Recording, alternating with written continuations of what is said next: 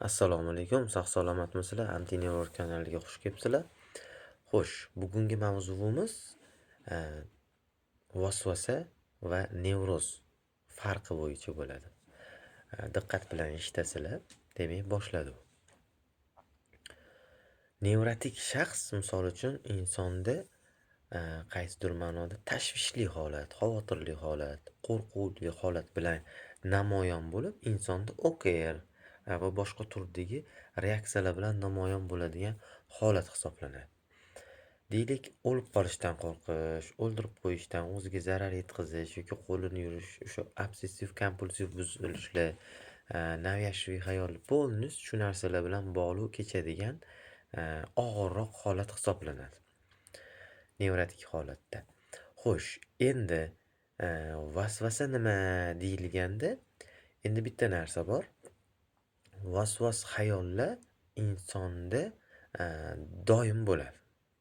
Vasvas. Deylik, misol uchun kimdirni cho'nchagidan katta pul tushib qoldi. Masalan, deylik, любой inson ko'rib turib, shuni olsammikin yoki boshqa shunga o'xshash mana xayol keladi. Bu o'sha vasvas xayol ham hisoblanadi-da.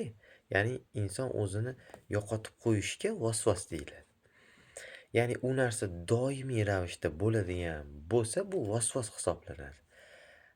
Ya'ni asosan diniy mavzularda yoki bo'ladigan bo'lsa,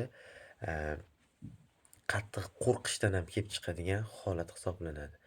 Ya'ni vasvasa qanaqa bo'ladi deydigan bo'lsak, insonni lug'atidan tashqari bo'ladigan o'y-xayollarni ko'pligi. Ya'ni gallyutsinatsiyaga yanishtirilmaydi bu vaziyatda. Insonlarning o'y-xayoli juda ko'p bo'ladi. Ya'ni o'zim o'ldirib qo'ysam. Bu ham qaysidir ma'noda 50% nevrotikka kirsa, 50% vasvas holatiga kiradi-da. O'zimni o'ldirib qo'ysamchi yoki bir balo bo'lib qolsamchi, kasal bo'lib aniq o'lishimga ishonaman. Shunga o'xshash holatlar bu nimaga olib keladi? Vasvas holatiga. Vasvas hisoblanadi. Uzr. To есть.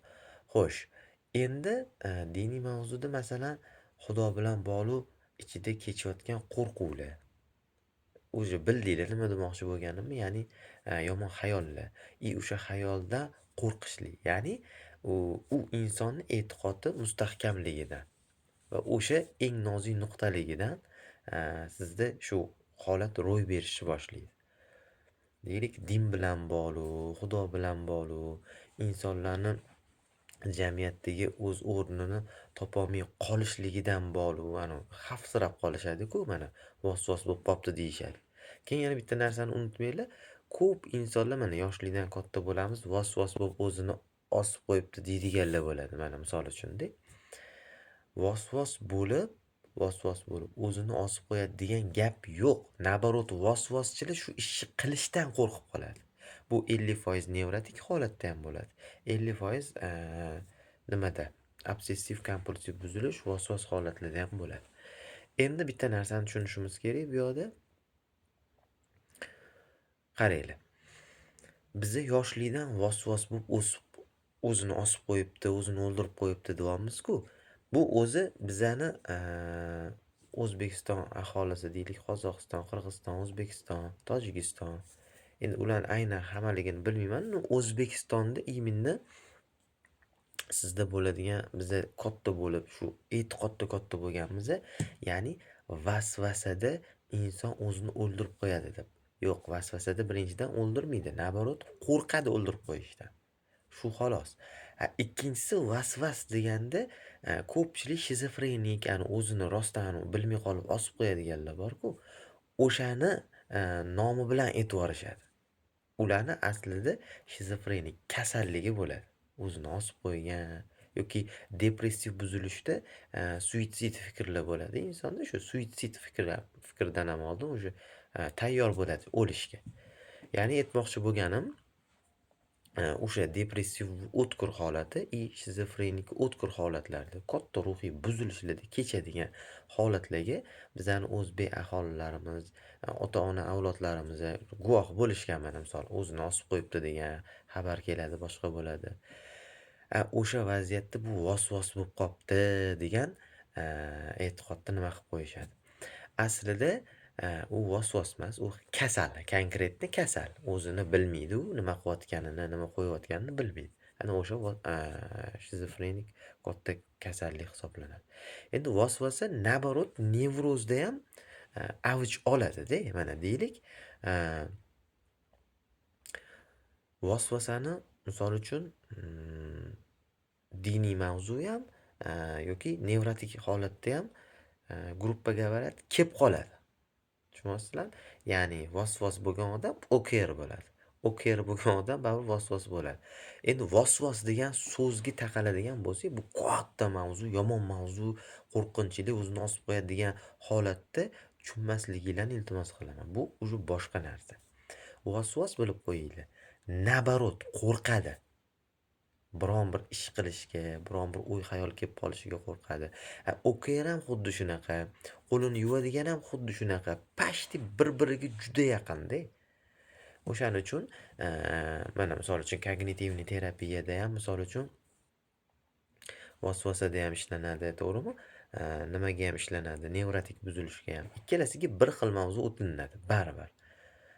Chunki u holatni sizga to'g'rilab berish, to'g'ri yondashtirib yuborish o'rgatilinadi. Shu vaziyatdan kelib chiqib, holatingiz, turmush tarzingiz o'sha joyiga tushib oladi. Xudo xolasa bu mavzu o'tib ketadi. U o'ldirib qo'yib yoki boshqa qilib mazangizni qochiradigan vaziyat emas. Ko'nglinglarni to'q qilinglar. Faqat vasvasani qanaqa ketkazadi desa, uni nima deydi? Texnologiyasi, uni metodi juda oson, lekin ishonaveringlar. U ham o'sha qo'rqqan joyiga borish, ekspozitsiya qilinglar. Ya'ni o'ldirib qo'yaman deb o'zingizlar qo'rqyapsizlar, misol uchun qani davay deng.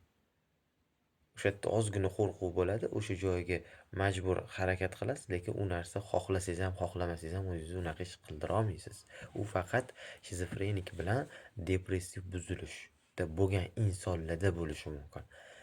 O'shaning uchun ko'ngilni to'q qilinglar.